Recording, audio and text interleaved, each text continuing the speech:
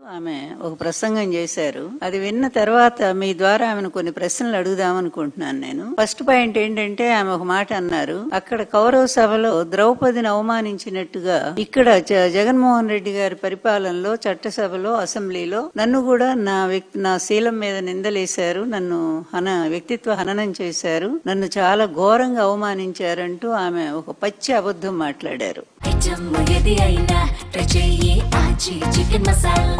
Chicken masala పచ్చి అబద్ధం. ఎందుకంటే బహుశా కుటుంబం అంతా అబద్ధాల్లోనే నడుస్తా ఉన్నట్టుగా అనిపిస్తా ఉంది. భర్త, కొడుకు, చివరికి ఈమె కూడా కుటుంబంలో చేరిపోయింది అబద్ధాల ప్రపంచంలోనే. తల్లి, నేను ఒక్కటే చెప్తా ఉన్నాను, నువ్వెవరో కాదు, ఎన్టీఆర్ గారి కుమార్తెవి. మేము గౌరవంగానే అడుగుతున్నాను. నేను ఒక్క సమాధానం చెప్పమ్మా. నువ్వు నిన్ను చట్టసభ అంటే శాసనసభలో ఎవరైనా అవమానం చేశారా? అది ఒక్కసారి మీరు నిరూపించగలరా? ఎందుకంటే ఇప్పుడు మీ ప్రభుత్వమే ఉంది కదా, ఈ ప్రభుత్వం మరి రికార్డులన్నీ ఉంటాయి, అసెంబ్లీ రికార్డులన్నీ కూడా, వాటన్నిటిని కూడా బయటికి తీయించి పరిశీలిస్తే మిమ్మల్ని అవమానం చేశారో లేదో అనేది చాలా స్పష్టంగా అందరికీ తెలుస్తుంది. ఈ విధంగా మీకు మీరే ఒక సానుభూతిని క్రియేట్ చేసుకోవటానికి ప్రయత్నం చేస్తే అది నమ్మటానికి ఎవరు సిద్ధంగా లేరనే సత్యాన్ని కూడా మీరు గ్రహించాలా? ఎందుకు ఊరికే నోరు ఉంది కదా అని చెప్పి అబద్ధాలు ప్రచారం చేయటం ఎందుకమ్మా? నువ్వు ఎన్టీఆర్ కూతురు అనే సంగతి నువ్వు మర్చిపోబాక. అది చంద్రబాబు లోకేష్ వాళ్ళిద్దరు మాత్రం అబద్ధాలకి ఒక పేటెంట్ లాగా అయిపోయారు. ఇప్పుడు ఆ కోవలో నువ్వు కూడా చేరుతా ఉన్నావని తెలుస్తా ఉంది. అదొక్కసారి ఆ రికార్డులను పరిశీలిస్తే వాస్తవం ఏంటనేది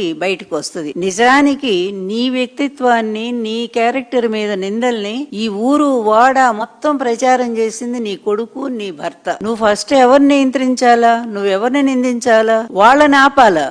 రాజకీయ ప్రయోజనాల కోసం నన్ను తీసుకెళ్లి బజార్లో పెడతారా అని చెప్పి వాళ్ళని నీ కొడుకు 4 తన్నులు తన్నాలా, 4 దెబ్బలేయాలా? ఇట్లాంటి పిచ్చి పిచ్చి ప్రచారాలు తల్లి మీద ఎవరైనా తీసుకెళ్తారా జనంలోకి అని చెప్పి? అది పోయి నువ్వు కూడా ఎవరో మీద నిందలేస్తే ఎట్లా అమ్మా? అప్పుడు మీ పార్టీలో ఉన్నవారే మిమ్మల్ని ఒక మాట అంటే నిజంగానే ఆ రోజు అందరం ఖండించాము. ఎందుకంటే ఒక మహిళను ఆ విధంగా అవమానించకూడదని. కానీ అంతకు ముందు నీ కొడుకు, నీ భర్త, వాళ్ళ కుటుంబం స్త్రీల మీద చేసిన అవమానాలను కూడా నువ్వు ఒక్కసారి గనక గమనించి ఉంటే నువ్వు వాళ్ళనే ముందు నిందించి ఉండేదానివి.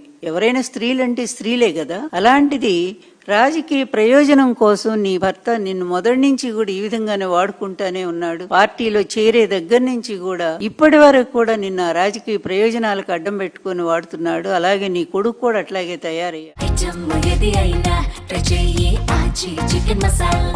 చికెన్ మసాలా